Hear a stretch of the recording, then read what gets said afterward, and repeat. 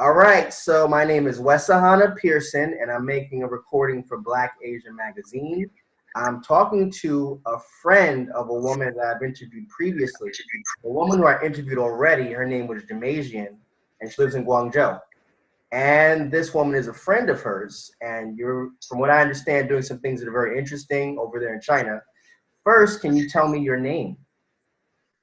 My name is Marshae Francis. Okay. And Marshae, the next question actually has three parts to it. Where did you grow up? Where do you live now? And how long have you been living where you live now? I grew up two places. I was born in Jamaica, grew up there until I was 10, Okay. and migrated to Jamaica, New York. So You're left from Jamaica, to Queens. Jamaica, Queens, I yes. grew up, when people ask me where I grew up, I tell them, I think that's why you look familiar. I grew up between Hollis and Southside. So I used to hang out on Gabriel Boulevard a lot. I used to hang out on Hollis Avenue a lot when I was a kid. Where'd you go to high school? Actually, I went to high school in Far Rock. I used to have to take the bus I lived in Laurelton. I had to take the bus. In LA. Okay, I went to Jamaica High School. I lived on Linden Boulevard and actually St. Albans. Okay, that's actually very near where we were. And I played tennis in high school, so I know I played Jamaica High School. Yeah. I played Springfield High School. Yeah. Okay. So we've had to take the buses to matches. So hey, we could have definitely crossed paths. Yeah, around in Southeast Queens, kind of like you just know everybody's face, even if you don't remember where I met them and all that stuff. If you don't mind asking, when did you graduate from high school? 1991. Okay, I graduated in 99. Okay, all right, okay. I probably saw you around there. Okay, so right now, where are you living now? I'm currently living in a city called Taicang in China. Okay. Taicang, Taicang. Okay, can you give me an idea, like which province is that in? It's in Jiangsu, which I'm only apparently because it's almost like a suburb of the actual area is called Suzhou. So many people know Suzhou, but they don't know Taicang. So I'm only maybe an hour and a half to Shanghai. Okay, all right. That's kind of like western part of China. Eastern, like Shanghai is in the east side. Okay, I'm getting a picture of where you are. How long have you been living in Taicang?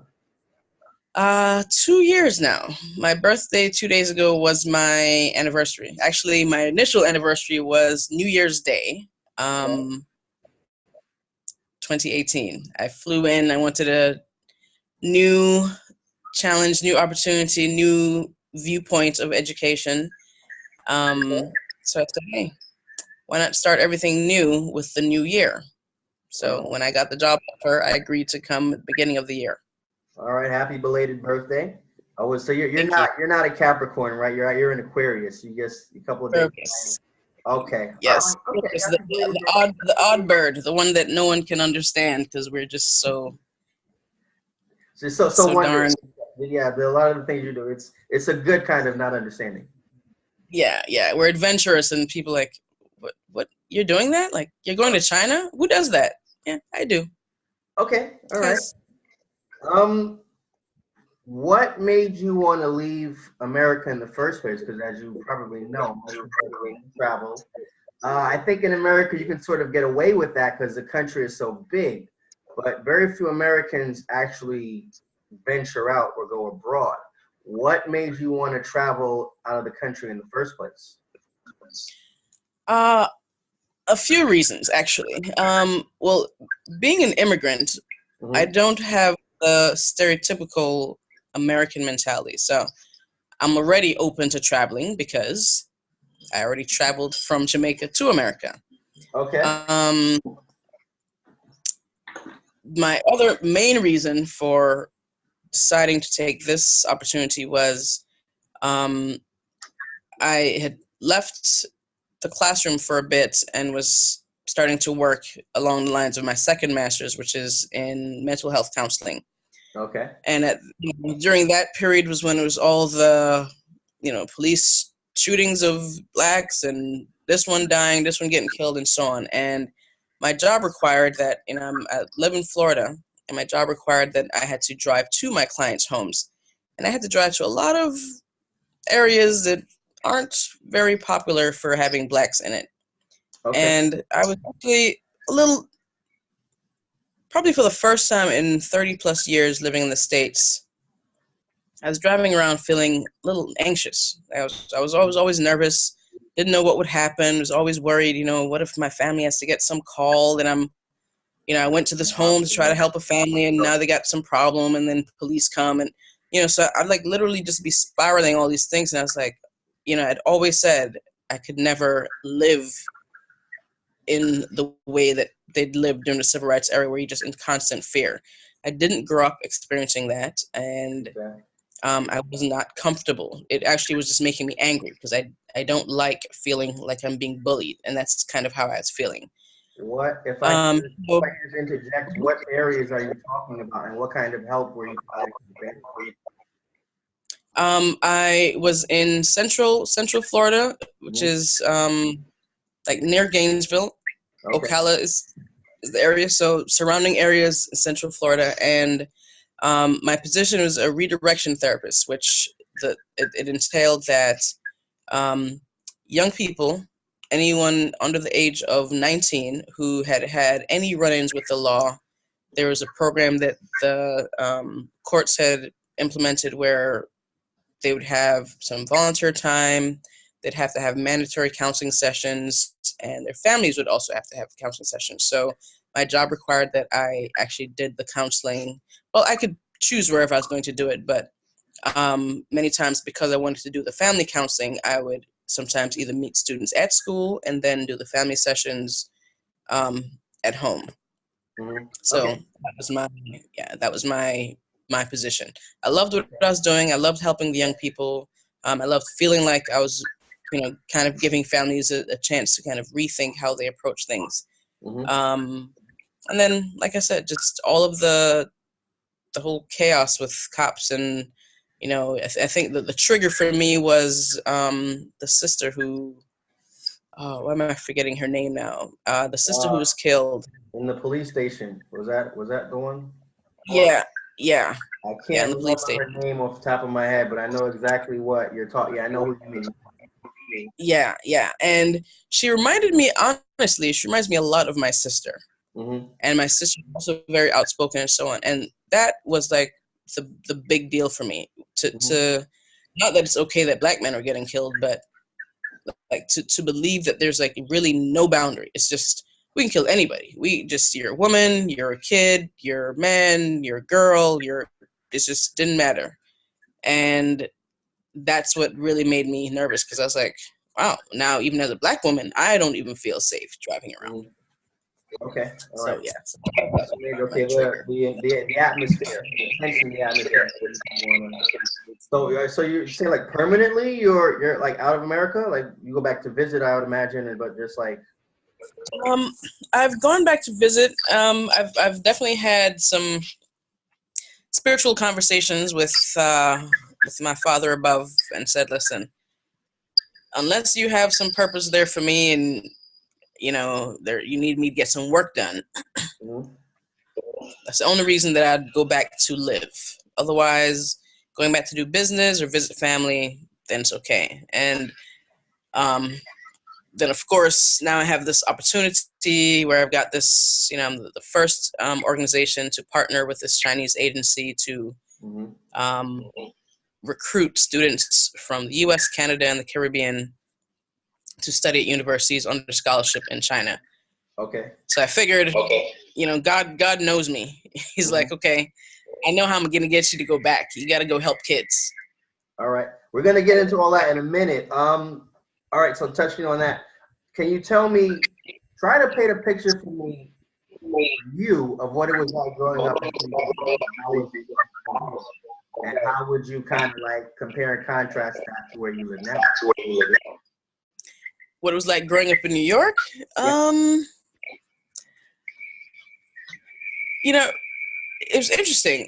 I had a pretty good balance because where I went to school, there's projects nearby. You had Redfern, you had 40s. But where I lived, Out there sometimes. yeah. But where I lived was more suburban. So I Laurelton, yeah. kind of had, Laurelton is beautiful. Yeah, I know what you mean. yeah. So I kind of had a good chance to have a blend of two worlds, which is actually, I think, helped me also even get like an insight into what being a Black American was, because being a Jamaican, you have a completely different view of things than a Black American does, because they're just things that my parents hadn't experienced. So I didn't have any stories. I didn't have any things that would trigger things for me. So it wasn't until, going to school, either, kids who went to school in the projects or other suburban kids, and, you had different, I had a ton. I mean, my friendship list was like the United Colors of Benetton. Like, I mean, I had friends from all over, from my high school, and so I was able to. It kind of fit in with how my family functioned. We're already very open-minded, and we don't have any restrictions, and there's no prejudice, and there's no, well, we don't like this one. I didn't have any of that. So for me, it was just a pretty interesting kind of adventure. It was just a whole new experience, and because I'd been there. Actually, we lived in Rockaway for me going to elementary school and middle school. I went to IS 53 for middle school, and elementary school actually went to a private school with my cousin. That's who we lived with. Huh? What was your elementary school? Grace Lutheran in Hempstead. I went to Grace Lutheran for junior high school. I was in like 6th, 7th, actually just 6th. And I transferred to St. Peter Claver for 7th and 8th. But me and my sister also went to Grace Lutheran. Really? You're from the hood like me. You're from the same place I'm from. Yeah, I went to Grace Lutheran. Yeah. Really? Yeah. Wow. I don't think I've met anyone else ever that even knows Grace Lutheran other than my cousin. The Q2 bus, and it turns right there on Hempstead Turnpike. It goes all the way down Hollis and turns right there. You get off right there. There was also like the Brown Line bus used to go there. See, actually, my aunt drove us to school, so I didn't even know anything about, because we were new to the country, so we didn't have any of the bus experience. Yeah. So it was when I was 10. But yeah, so it really was just kind of different. And then I think because of the transition from Jamaica to the States, it was really just almost like it was like that's where your life started. I mean, you're not really, I won't say you're not really a person, but I was so little in Jamaica that really it's kind of like my life really began in New York. So having the foundation I did in Jamaica made going there just, I wasn't an angry kid. I really had a great experience. I think I can't really think of anything bad. I mean, I was the actual kind of a little contradiction. I was a nerd jock. Like, I played a sport in every season in high school, tennis, bowling, I mean, things that just weren't the stereotypical, Black people sport type thing. And then I was senior class president. I mean, yeah, I remember my sister saying this to me once, she's just odd like this. She was like, you're the kind of kid that, because, of course, you always see on the news, about some kid getting killed in, New York or whatever. And she's like, you're the kind of kid that we read about in the news, like, like senior class president, everybody likes her. She plays every sport. She's, an A student and all this stuff. And I was like, yeah, I guess that is me. Yeah, but really that was my life. I was a jock. I was friends with everybody. I was friends with the thug kids. I was friends with the cool kids. I was friends with the nerd kids. I was friends with the odd kid. I mean, I got along with everyone. Okay. Did you know Mrs. Riley, who taught at Grace Lutheran? There was a teacher named Miss Riley. Was she there when? Okay, never mind. Mrs. Riley. Was she there when? The name sounds familiar, but I don't know if I had her classes.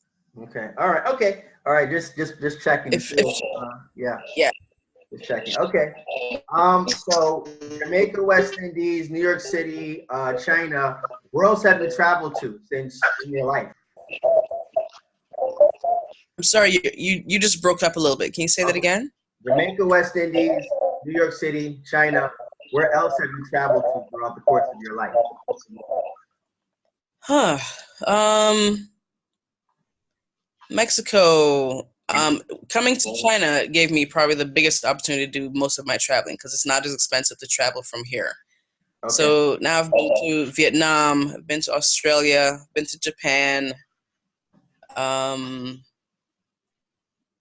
Is that it? Went back to Jamaica last year. I think I traveled for like a month, and then I went to.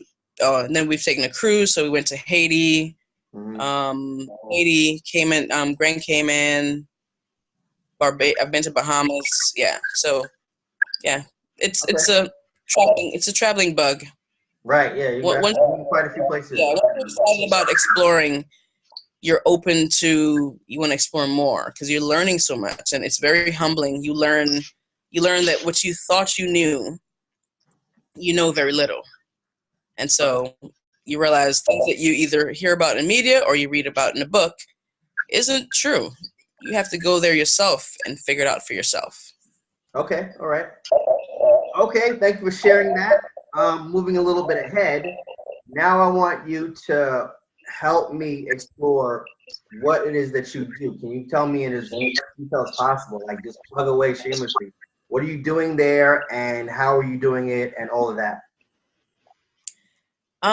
Well, I came here just as an ESL teacher. My career, I've been in education now 16 years. So I came here with my knowledge and experience in teaching and I'd done some corporate training. So when the opportunity came where this is to teach adults, so it's a lot of business English, probably 70% of my students are adult professionals, and then they have an occasional 30% of kids that come in and, have a program for them.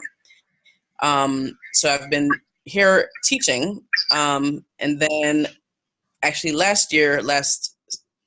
before the end of the school year, one of the adult students, they were friends with an administrator from a local international school. They shared with them about my experience as a principal, curriculum designer, all these different things, and apparently the school was trying to grow. But they didn't really know how to do certain things because they don't really know the international aspect, and so they heard about me and asked me to come on board to kind of train them in what kind of things they need to get done. Okay. And it's an IB school, so I had to kind of go in there. So I did that for about 6 months, but I kept my job as the business English trainer as well. In doing all of that, I've made some friends and some connections that ended up introducing me to this organization called the CCN, the China Campus Network, where they have gotten this contract from the government where their responsibility is to develop an international foundations program to basically prepare international students who want to study in China, prepare them for being able to function in China successfully. So it's a year program. They learn Chinese. So the thing that really impressed me with it is it's not just like, the social Chinese and function just to function, but so that they can be successful, they learn Chinese culture.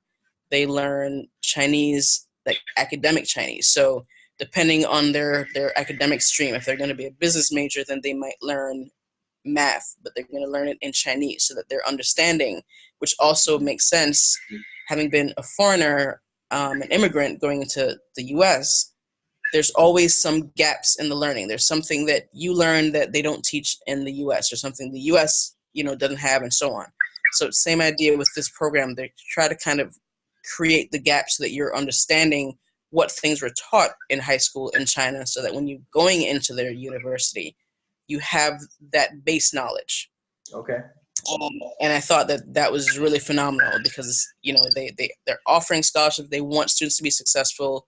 China's doing a lot of international business, but their difficulty is that trying to have Chinese who learn English do those businesses has not been beneficial for them. It's not very successful. There's too many things that they don't know.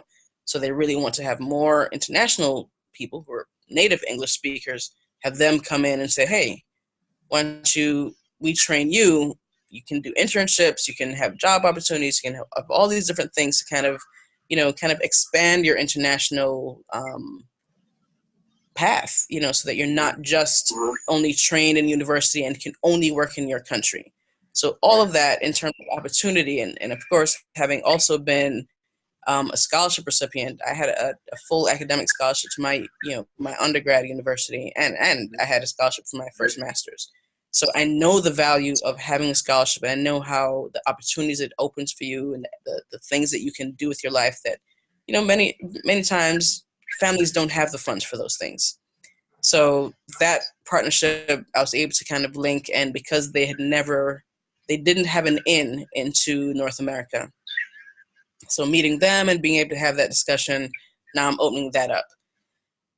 And the other thing that I do just on the side, because I've truly thoroughly enjoyed my experience in China. I've been very happy. Everyone has been absolutely sweet. I don't think I have in 2 years, not one bad experience, not one. Everywhere I've gone, everyone's very kind, helpful, everything. And the way I was raised is, always to have a spirit of gratitude. And so I know that learning English is a very big deal in China right now. And so, of course, it only, similar to the US, only is able for those who have the money. Right. And so I realized that there are a lot of kids here who, they won't have these opportunities. And so the sky is not the limit for them. China's the limit for them. And so as I know I'm trying to bridge create this bridge for international students to come to China to open their opportunities, I thought the same for Chinese. Well, how do I help them expand their opportunities? So one of our students who actually works for the government in our city, he had a link with one of the schools where it's a migrant population. Most of the kids don't live with their parents because the parents are still in their hometown working on farms and so on. And so our original approach was, because my sister is actually a certified tennis coach, USTA and everything, we were originally going to teach English through athletics. But the school didn't have a lot of funding, and it was kind of, we're trying to kind of create a pilot program which would cost money. And so we said, well, how about we just kind of come in, like, what do you need at the school? And they said, well, we have English teachers, but it's Chinese people who they don't really speak English very well. So we said, okay, well, what if we just come in and we teach them? So they selected the 4th grade, so that will be the pilot. It's free. I pay for my own taxi to go there, and then I develop my own lessons. So every time I go, I've been able to just do interactive lessons, have the students engaged. So I've had just all the 4th grade, which is about, each class has about 50 students. Wow. So it's just 300 students. So every week, I go once a week. Every week I have a different class. I'm sorry? You teach them totally for free. For free, yeah. Okay. All right. Yeah. Okay. So it's my way of saying thank you. I don't know how else to thank an entire community of people that, to me, have taken me in like I'm family. I mean, there's nothing I haven't needed that someone hasn't said, oh, let me help you do this, let me help you do that. And, so, as a foreigner, you're coming to a place for the first time, there are things you don't know how to do. And I mean, I've had people, just strangers, see me in the supermarket and I'm trying to buy sheets, but I can't read the Chinese and I don't know how to measure the bed because I'm like, there's centimeters and I'm used to inches and all this stuff. Yeah. And everybody knows a little English and they're like walking with me through the store. I don't know what they had planned, but they spend the whole daggone time with me. And so for that level of kindness, I thought, it's not a big deal for me. I mean, teaching for me is at this point, I mean, so many years, not to sound arrogant, but it's effortless for me. It doesn't take a lot. Like, I have this energy. I love kids. So I thought, hey, I can bring my energy and my passion for teaching and, just kind of, I know that these kids are so focused on learning and the schools are so focused on testing that sometimes it's very rigid and very boring. And so I thought, well, I'll bring my way of doing it. So I do it through songs, and so I teach them singing. It's very active, and they have to stand up and sit down, and they're sitting in classrooms where they're in their coats all day. The windows open. It's winter. They're cold. I'm like, how's their brain working? So I make them get up, and we have to do this game, and you have to learn your body parts. We have to sing head, shoulders, knees, toes, and I make them do like Simon Says, and so they learn these things through activities, and I feel good. So on the day off that I have for the week, that's where I go. Okay. I want to know a little bit more about the CCN program that you just mentioned. How old is that program? Let's see. The Chinese government, they required the schools to now create an international foundation program in 2010. This is 2018 will be the second class of CCN students. So they began, I think, 2015, and that was kind of like their beginning. And so I think they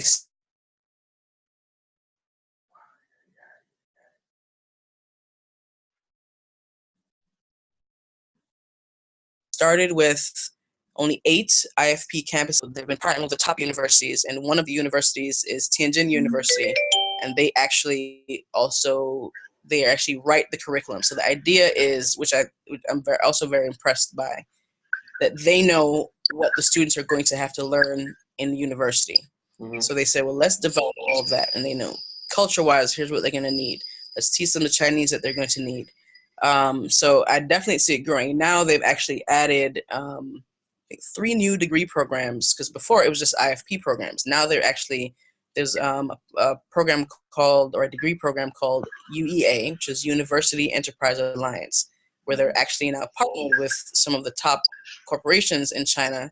So the students will do their 1 year of their IFP, then they'll have 2 years of academic study, and then their 3rd year, they'll actually have a paid internship at this university. So the idea is now that the corporations are saying, well, we want to have a hand in actually saying, here's the skills we need them to have.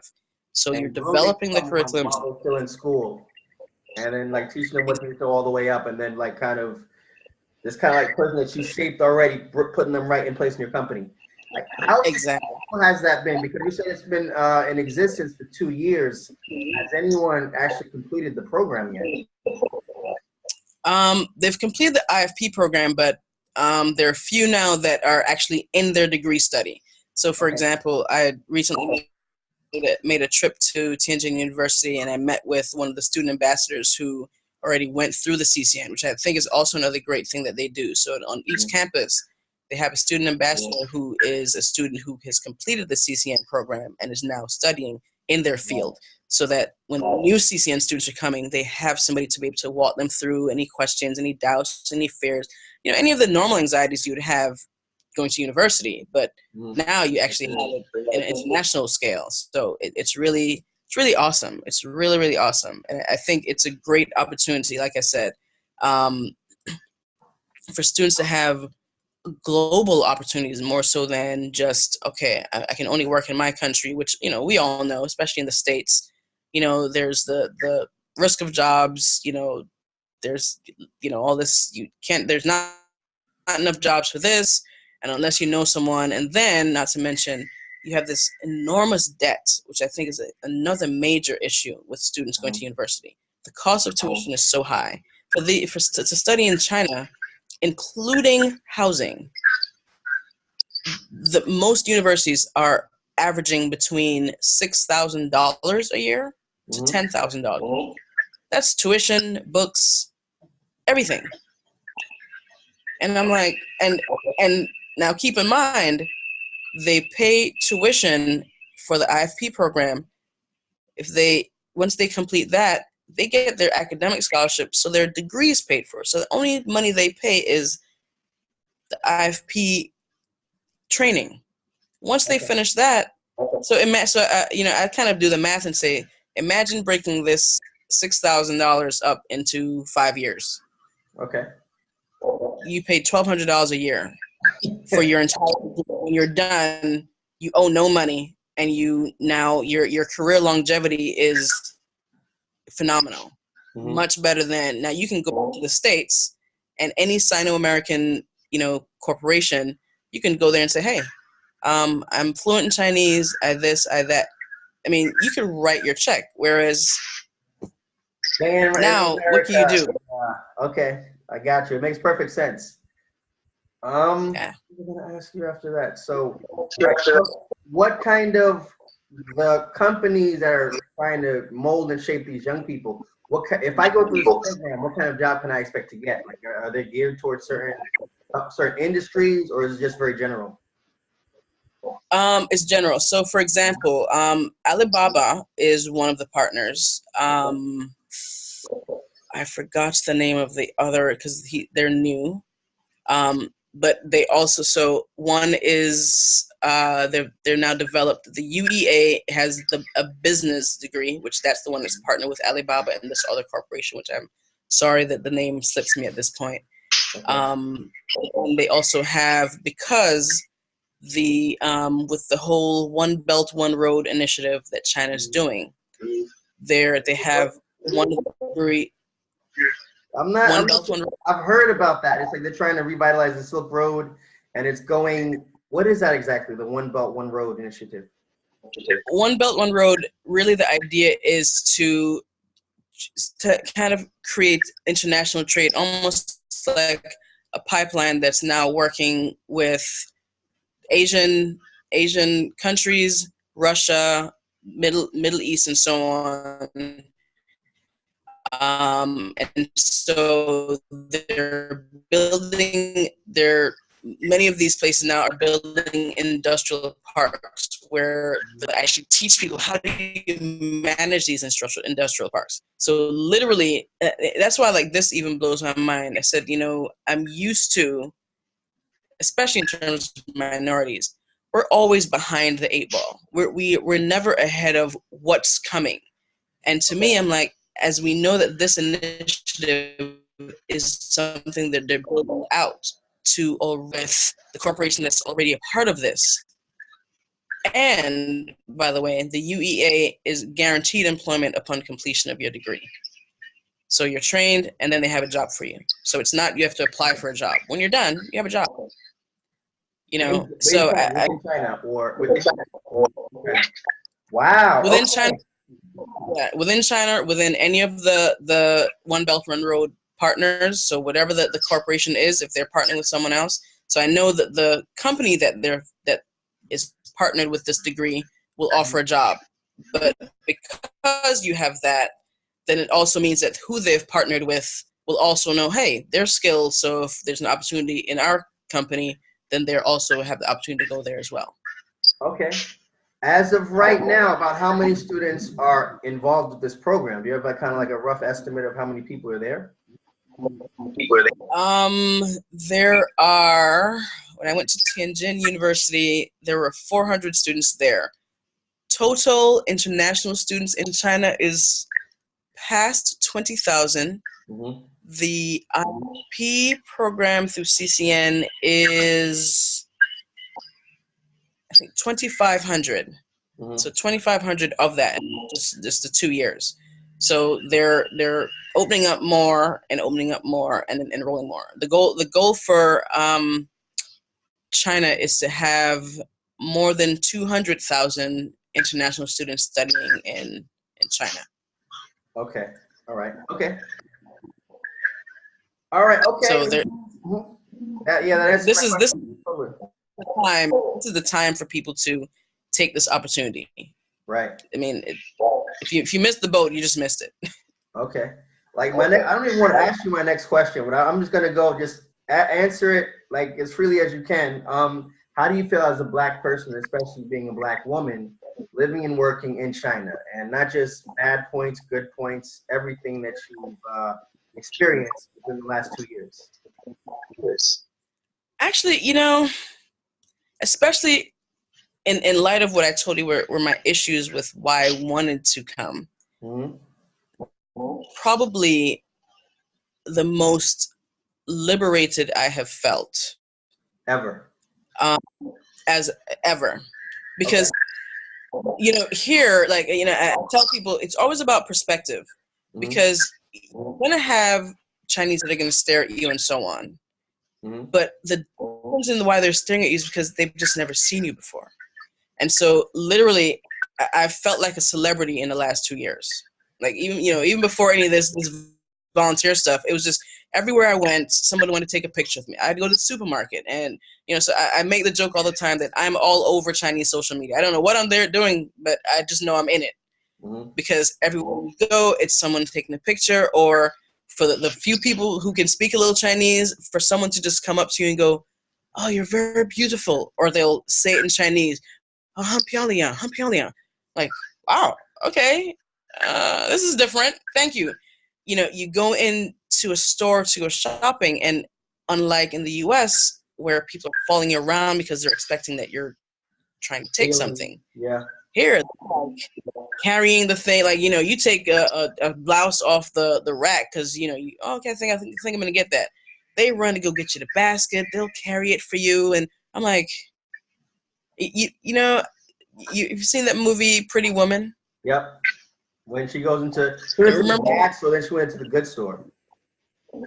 Yeah, that's how it feels. The good store. Okay. Yeah. Yeah.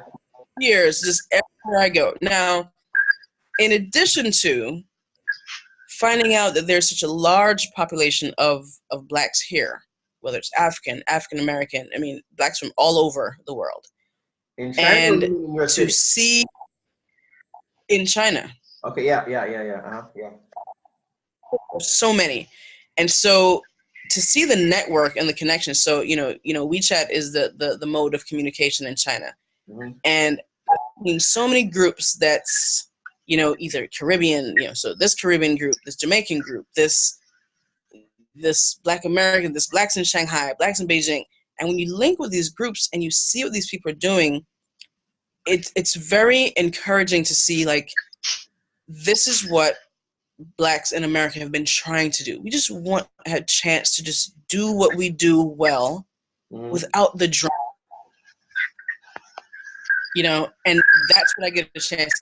So it's amazing. It brings me so much pride to, when I go to Shanghai, they might have a function and I'm like, man, look at my people doing their thing. Like, this one, he's got this business. This one has a catering business. This one, he's got his, his own, TV thing. They're doing fashion shows. And I'm like, yeah, this is all we've been trying to do in the States, man. This is it. Just minus the drama. Like, we're not trying to rob people. We're not trying, all the stereotypes that you hear, to just see people thriving. Just because legitimately, I just want to work. I just want to take care of my family. All the rest of the drama, we just didn't ask for any of it. And so to have that experience here, it's just been amazing, And then the other thing for me is I didn't come here with anything close to low self-esteem. But going back to the States, I think I have to actually monitor it for that. I'm not like conceited. But I think being here, you find yourself feeling so beautiful because, one, you look at Asians and, I'm like, no disrespect to Chinese. I think, they're beautiful, beautiful people. But their appreciation of our skin and our color and our hair made me go home every day like, let me look at my hair again. Like, we tease each other talking about it's nappy, and they're like, oh, your hair's curly, and oh, I like it, and your skin. You just like, you know what, that is right. We do have beautiful features. We do have this. We do have that. And so, when I look at them and then I come home and I look at the things that they've been pointing out to me, it makes me go, yes, we are a beautiful people. We're absolutely gorgeous. So being here has made me love me that much more, and made me love my people that much more, and made me want to advocate for and support and partner. Even, everything I'm now doing with my business, building the website, I made sure I went to a black business. Hey, I need you to build my website. And so he asked me recently, Marshae, are you into Garveyism? Yeah. I'm like, hey, if that's what you want to call it. But I think you coined the term melanated support, if I remember correctly. That's the word that you melanated support. Yeah, and that's where I think, because we were taken from our natural land, and we've been scattered all around the world, you know, the mistake I think we keep making is we keep trying to go to people's houses and say, you must treat me this way. No, it's their house. We need to go back and build our own house. And then in our own house, then we can make rules. But it's no different than when my mother used to say, hey, you go into this person's house, you follow their rules. If they don't like you, they want to talk to you however, you don't like it, leave. But you cannot go to someone's home and demand that they do X, Y, and Z for you. So the thing that we need to realize is, which is what the thing that it's just been reaffirmed for me being here is, we do have the ability to rebuild our own home. We have a home. We have a home. We don't need to go to America and be like, oh, why they treating us like this? And why they staring at us? And why they want to call us this? You know, you're right. But you ain't got to stay there. You got an option, which is a big part of what I look at with having this partnership with CCN. To be able to say to Blacks, look, you know, my program is not only just for Blacks, but definitely for Blacks. I'm like, hey, the things we're getting tired of there, you have a way out. So now if you choose not to take this, I don't want to hear the complaining. I don't want to hear the, oh, you know, well, they're doing this to us. I told you could leave. Why are you still there? Period. Okay. You know, so I'm all about us investing in us and supporting us and coaching each other. Because the same company that I, you know, is using to do my website, you know, they've made some mistakes and, you know, but I've been patient because I realize we don't get the luxury of having Trump ancestors to, you know, if we mess up, to pay for it and do whatever. So the only ancestor we have is each other to say, hey, my brother, if you didn't do this right with my business, I need to tell you how you need to do it. I don't need to go, that's why I don't do business with Blacks. No. We need to say, no, let me help you. I'm telling you this because if you want your business to continue, you need to fix this thing. And I hope for the same with mine. If there's something I'm not doing with my effort to provide scholarships to people, I want somebody to be honest and say, hey, Marshae, you know, you're kind of missing this because I want to be successful. And I know I don't know it all. I don't know it all. Okay. Brilliant. Yeah, making me kind of misty with all the things that you're saying. Let's move forward a little bit. Yeah, it's great talking to you. You have like your positivity is infectious. I'd say that. Yeah, even if you're that far away from me, it's easy to pick up on that vibration. What kinds of, and this would be a good time for you to mention the newsletter that you put me onto, which is called Black X. That's one thing, but since you've been in China, what kinds of businesses, what kind of work do you see for Black people involved in since you've been there? Man, you know, as you mentioned, like Black X is basically, it's the Black Chamber of Commerce. Okay. The Shanghai Black Chamber of Commerce. Ironically, when I came, there was this guy, Hugh. He has his major in the U.S. was communications. Mm-hmm. So he has his own, basically kind of like TV and media thing, and so he has his channel that puts out on YouTube. Okay. And so it's SES China TV. SES. And SES. SES, yeah. S is in Sam, egg, Sam, China TV. Okay, got it. And, you know, I'm trying to remember how I met him. I think I met him in one of the groups, and he was mentioning something about they were trying to write and publish some articles. And having been an English major, I saw how busy, just in all of the groups, I saw him always, you know, always having the same positive thing, encouraging someone, and then mentioning some new endeavor he was doing in terms of trying to publish articles. And I said, hey, you know, you seem like you're very busy. And, you know, I guess here comes, you know, Marshae being a volunteer again. Mm-hmm. Being an English major, listen, you know, I kind of have like this strange gift where if it's something in writing, I have like this knack. If there's anything wrong, I spot it right away. Mm-hmm. So if you need someone to just kind of help you edit anything you have to kind of put out there, because I'm a stickler for things being done correctly. If it's going into print or public has to see it, I'm like, there should be no mistakes. Have someone read it properly. Mm-hmm. So I said, hey, you know, I'd be to kind of do that. And, you know, I do some writing, and I have some people who will contract me every now and then to write essays and stuff for them. So, he's like, hey, we got to meet. It sounds like you're kind of on point with what it is I'm trying to do. We met in Shanghai, and, I think I did a couple articles for him. Then it seemed like his article thing kind of fell off, and he started doing some other things. Mm-hmm. And so we kind of fell out of touch a little bit, but I'd still see him in some of the groups. Mm-hmm. And then I saw, and I'd kind of been busy with my own thing, but I kept seeing in the groups, different activities, groups, there's always some event happening. Either like recently they had an open mic night. So they have open mic, people come out and they, do poems or, whatever speaking situations. And from that, I met 2 different caterers, one Nigerian, they cater like Nigerian food. So they had like, coming from Jamaica, like it was like beef patties, but it was like mushroom patties. I've never heard that in my life. And it was awesome.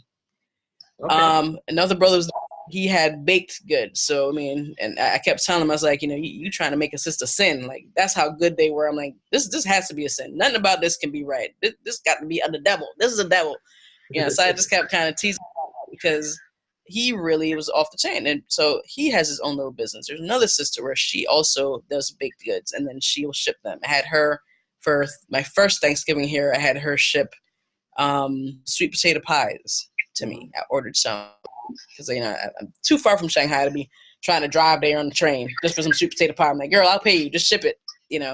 Okay. But there are just many different businesses there. And I think someone owns a gym. Someone teaches Zumba classes in Shanghai. There's a guy who he's a business consultant. Jamaican, she's a translator, and that's like phenomenal to me. And I think it's just, and not in a sensual way, but just sexy that I've met so many Blacks that speak Chinese. Mm-hmm. I'm like, what? How's your Chinese up to now? I speak very little. I can get around, I can function, but I'm not yet able to have dialogue. If they talk too fast, I'm like, ting badong, ting badong. You'll get there. Because you're in the environment, you're immersed, you'll get there. Yeah. Yes. It's been amazing, and even that has inspired me even more to see, and it just again reaffirms just how amazing our people are. There's nothing we cannot do. Mm-hmm. So the brother who Hugh, who has his SES China TV, he's fluent in Chinese. His girlfriend, I don't know if they're married. She's Chinese. Jamaican speaks Chinese. Like, I just keep meeting people, and like they just look like the average roundaway homeboy or homegirl, and then you just hear them like bust out like, and I'm like, oh snap! That's the like, okay, y'all making a sister. So the interesting thing is, in the States, like it's this big thing about having your degrees, and so I've always been proud. I always make the joke that I have 3 degrees, not because I'm trying to be all this. Going back to school was cheaper than paying for school loans, so I went and got a 3rd degree. So I have 2 master's degrees, and I have my undergrad. So you take pride in that. But then I came here, and I'll be honest with you, just to show the things that matter to me. The degrees to me mean nothing compared to speaking multiple languages. Right. Okay. It's I'm like, I got books, but I can't.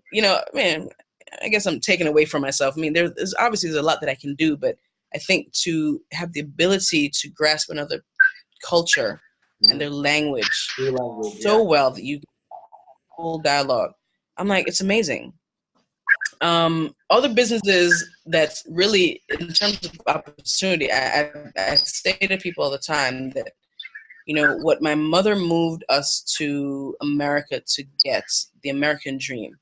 I said, honestly, the American dream is in China. Yeah, okay. Because there are many Blacks who have been able to come here, and you can get startup funding. Like, China just wants to grow their economy. So they're not looking at you going, oh, you're Black, I don't really want you to do this, and I don't really want you to do that. They're just like, hey, you're bringing business to our country, and, we're going to be able to work, and it's going to build our economy. Okay.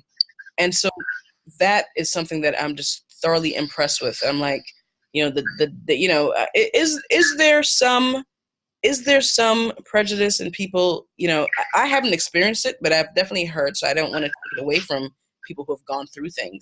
Okay. But I've heard some Black said, you know, you go someplace and some Chinese, they'll say something, and because they speak Chinese, they'll hear something and they'll understand what the Chinese are saying, you know, about their color. Now, when they explain it to me, honestly, this is what it sounds like to me. They'll say they'll overhear someone in Chinese, they may point out to their child and they'll say, have you ever seen someone so Black? And I say, I don't think that's racist as much as it's just ignorant. They really have never seen anyone so Black. So them asking isn't like, you know, like, oh, let me attack them or let me stop them from doing whatever, or they can't come in my shop. It's really just, it really is real conversation. You know, it's like, I remember being a kid and the first time I saw an albino person, you're going to talk about it to people like, yo, look how pale their skin is. And of course, it'll hurt somebody's feelings. So you know you can't do it out loud. You know, it's not appropriate. But it really, when I hear the things that people have said to me about race comments, it's definitely, to me, different than what you have in America. Yeah. It's completely different. It's not deliberately meant to be hurtful. It's not deliberately like an attack on someone. Yeah, it's just like, yes. It's weird. Like you wouldn't expect to hear that from an adult, but I understand what you mean about it's just that. Yeah, this person shouldn't be an adult with kids and be that ignorant.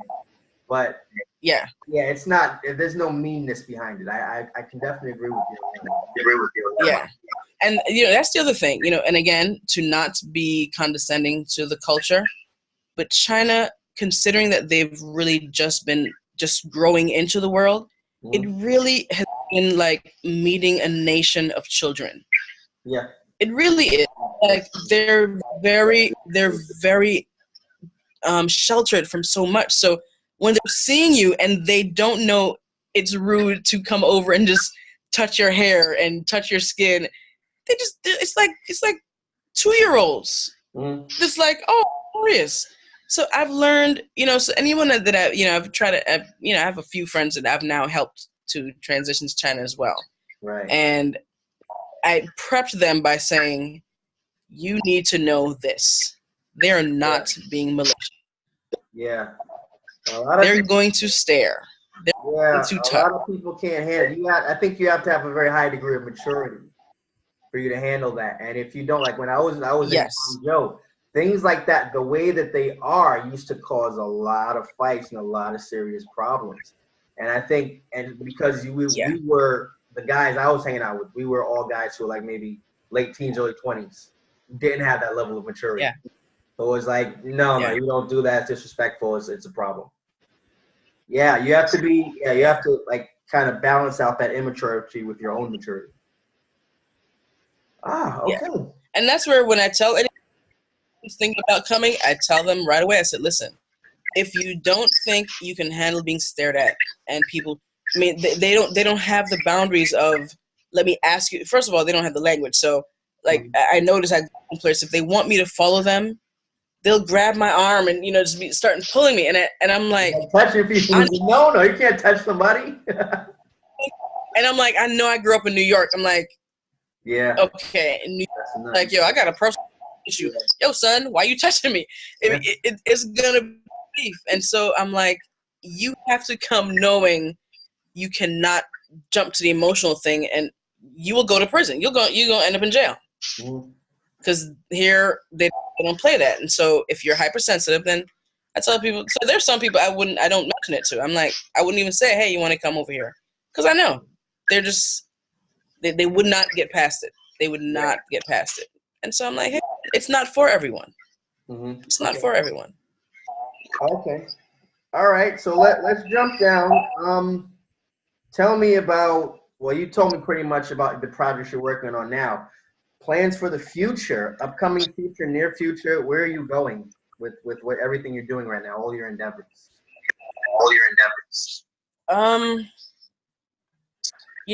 Quite interestingly, and I don't know how spiritual people are, how spiritual your audience is, but divine intervention has been absolutely amazing. Like I'm literally at the end of I'm ending a fast tomorrow because I realize that sometimes, I get very clear direction when I'm fasting and praying. Excuse me.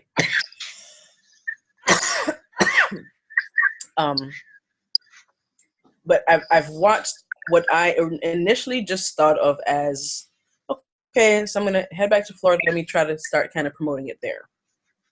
And I've watched God just drop people in my lap. Okay, here. So now I already have, even though I knew that, when I signed the contract with CCN, something in spirit just said, ask for U.S., Canada, and Caribbean. I knew it was big. I'm like, it's just you. But I was like, yeah, tell them you'll do all three. I wasn't sure how I was going to do it. But then I had a friend have a friend who studied in China, lived here for 7 years. He's Jamaican, moved to Canada, speaks Chinese fluently. And so now he's my Chinese arm for Pathways. Okay. Already have most of my family still in Jamaica.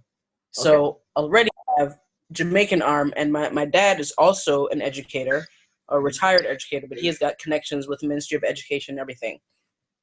So once I told him what I'm doing, I already kind of have an in there.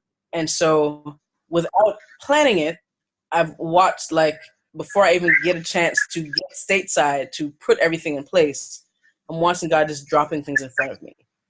The other place that my goal was to grow to is, when I say build a bridge, I know there are many Chinese students who want to study in the U.S., and my goal is to bring U.S. students to, foreign international students to China. Okay. I've recently there's a brother who he's brought American football to China, and so he has 2 programs in Dongguan and Shenzhen. Yeah. And I think, and then I think and I think now he has another. He's just tightening up or finalizing the process on having another program start in Beijing. So he mentioned to me that he has many students who are interested in studying in China. So because he saw that Black X article, so now I've had kind of people kind of reaching out like, oh, hey, I've got this connection, or I've got this connection, or, so what are you doing, and so on. So I already now have him already having students that can provide to be able to bring them to China. To bring them to the U.S. to study.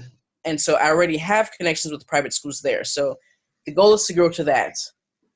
On the other place to grow to, which is also kind of being dropped in my lap, which, in my just helping people, I completely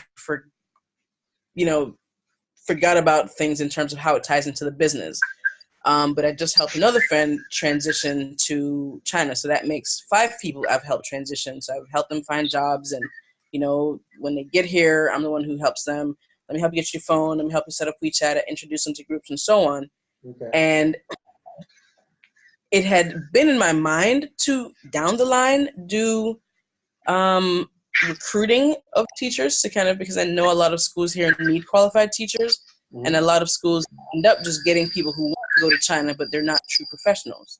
And so now my friend is like, hey, you really should offer this service to all these schools. They have foreign teachers come, and a lot of them, the Chinese won't know what things that the foreigners are going to need to feel comfortable and get them set up. So she's like, yeah, you should actually offer that as a service. Like, hey, I'm living in this city. I can help people transition when they get here. And so that's also part of the future, maybe a nearer future than I anticipated. Okay, so a service where when people come in, you help them get their bearings, help them set up shop, essentially. And living there in that country. Yeah. Excellent. Yeah. Okay. It's overwhelming to come here, and and I didn't realize, I didn't think about how much I went through when I had to come and transition. Right.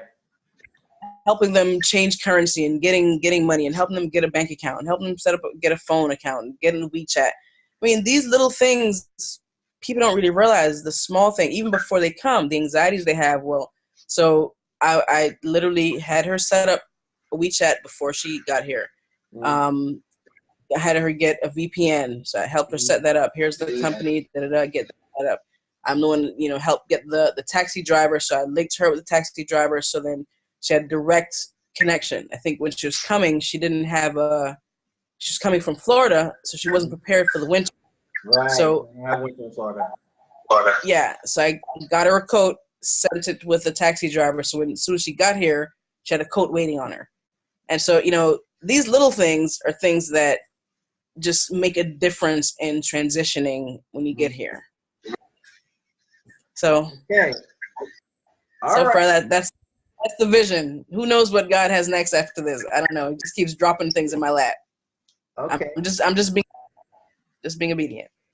All right. Anything else you want to add, comments, or just remarks you want to make right now? I think the only thing I really say is it's been very surreal is really the word. Like I'm used to. I mean, this is not my first go around helping young people, and this has just been what I do. I've never envisioned having media opportunity and this interview and that interview and all this stuff. And a friend of mine was saying, well, you have so much vision, and you've asked God to allow you to serve your people, and so you should realize that in order to truly get it done well, you need to get comfortable with media attention and being public about the things that you're doing. And I've used to just being very private. So I think I'd sent you the video. They did a whole news story on me, doing the whole volunteer. And that was, I mean, literally, because it's a small city, like everybody would see me, and, my students were like, "Hey, Marshae, you're famous." And I'm like, oh my God, like, okay. Can I just teach the lesson now? Like, all this, and the interesting thing is I'm okay with publicizing what I want to do to help people. The personal attention is what I'm not, I like staying humble. I'm cautious of having people give me too much praise, because I know that I'm just being a servant. I don't want it to be about me, because it's a much greater picture than, oh, Marshae is this great. No. Marshae's trying to, if we want to call it Garveyism, I'm trying to give people options. Mm-hmm. And so it's about me. It's about, we need to realize where the world is going, and we need to realize, I mean, one of the things that we say in counseling, and, people always, get on Dr. Phil for saying this, but I agree with this statement fully. How is it working for you? Mm-hmm. If you're living a life that's not working for you, and you're complaining every day because you feel unsafe, and we're watching all these TV shows having to coach our young Black kids about, what happens when the police talk to you. I'm saying, aren't you tired of doing that?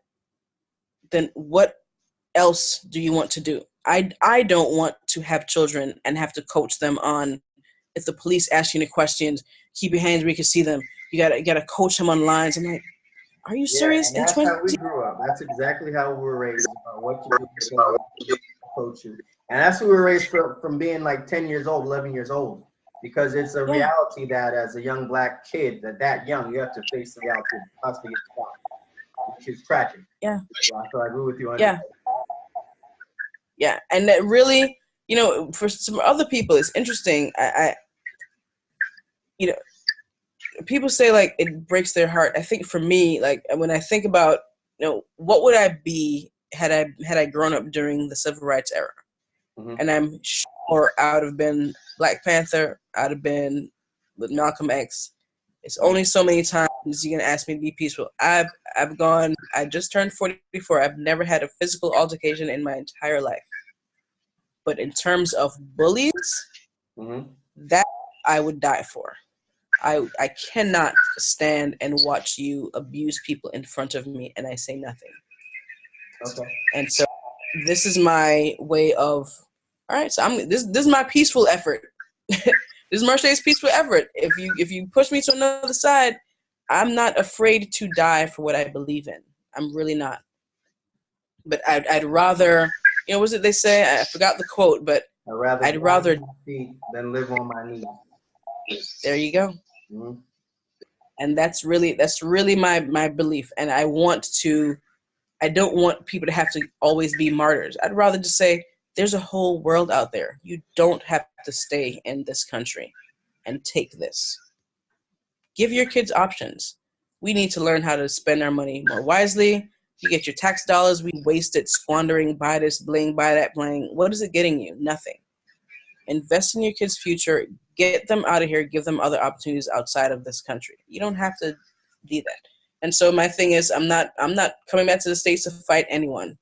It's opportunities that I know I'm going to present the opportunity, and whatever you choose to do with it, you can. If you choose not to do it, I'll be okay with that. I know I have a home in China. I'm signing up my new lease for another year tomorrow.